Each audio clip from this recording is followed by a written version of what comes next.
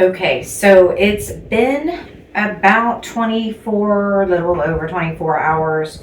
Our pumpkin bowl, see how nice that turned out? Look at that beautiful orange color and the green stem that we did.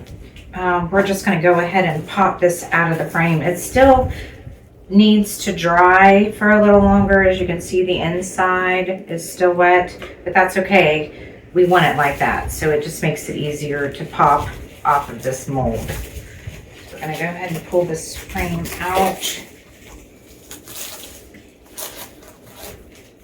Let me tell you what, we'll just unwrap this. I'll make it easier to pop the frame out.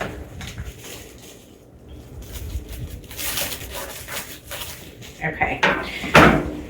And then we're going to go ahead and you'll want to go ahead and take the plastic wrap off. One thing, it'll keep it from molding. And then because it needs to continue to dry, like I said, a good 48 to 72 hours. Don't worry too much if it's peeling off the little bit of paper. That's okay. It'll all dry and look just fine. Okay, well there we go. It is finished. Now we just let it dry and I'll come back and I'll show you what that looks like in the next video. Have a great day.